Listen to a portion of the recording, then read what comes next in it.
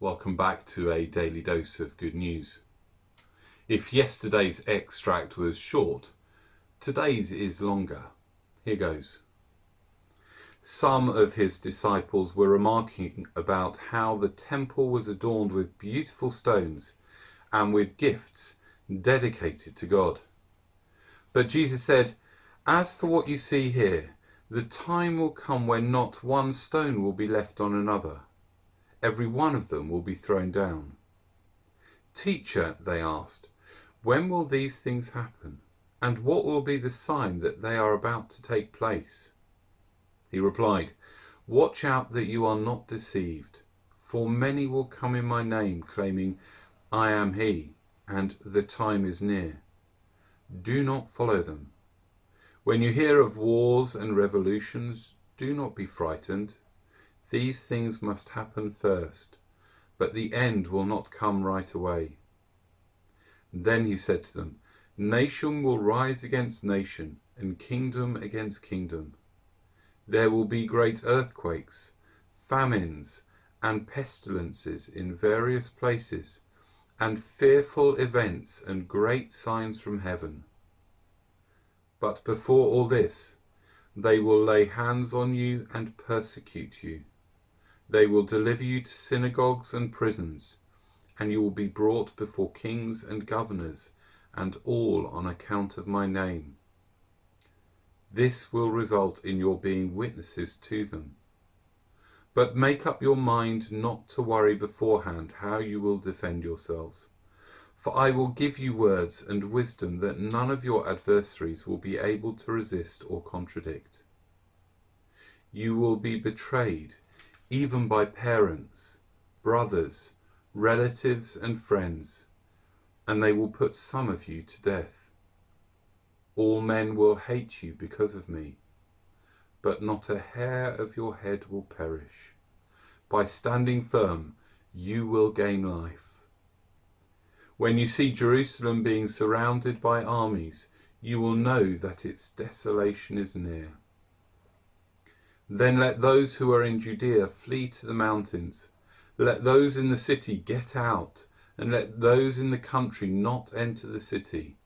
For this is the time of punishment in fulfillment of all that has been written. How dreadful it will be in those days for pregnant women and nursing mothers. There will be great distress in the land and wrath against this people.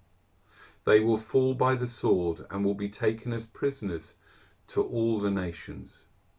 Jerusalem will be trampled on by the Gentiles until the times of the Gentiles are fulfilled.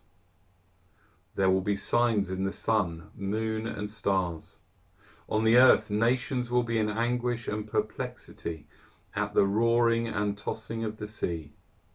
Men will faint from terror, apprehensive of what is coming on the world, for the heavenly bodies will be shaken.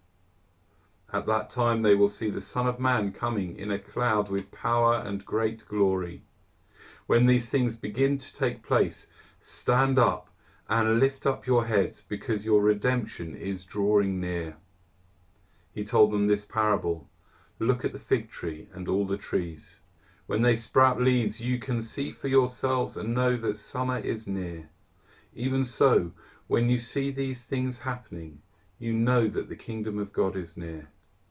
I tell you the truth, this generation will certainly not pass away until all these things have happened. Heaven and earth will pass away, but my words will never pass away.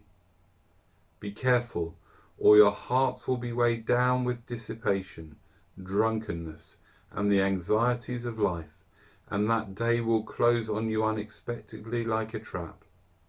For it will come upon all those who live on the face of the earth.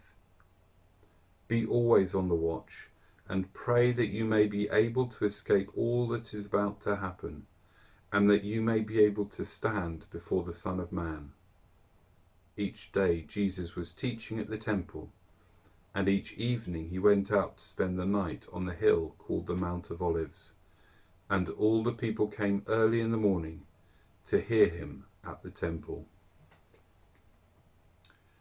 We all like a good hope story. Are you surprised that the first film in the original Star Wars trilogy was Star Wars: A New Hope? We long for days when face coverings will be a thing of the past, when we don't have to think about social distancing, when we can meet again as church without restrictions, singing our hearts out. We cling to words of hope spoken by the politicians, progress with the vaccines, the opening of bowling alleys. Things can only get better. The song by Dee Ream that reached #1 in the UK singles chart in 1994, then used as the theme behind Tony Blair's successful campaign in the general election in 1997. We need that message of hope. What a stark contrast today's extract was. Things will not get better. Things are going to get worse. But even in these words of seeming doom, there is still hope. Jesus promises to be with you, to help you know what to say when accused. And the gloom and doom is not the end. The wars, pain, sickness are not the final act in the play. No, they are the precursor to Jesus returning and his kingdom being established. How glorious that day will be. So things will get better eventually, but they may get a whole lot worse in the meantime. Do you have Jesus to cling on to in those times? I know I do. See you tomorrow.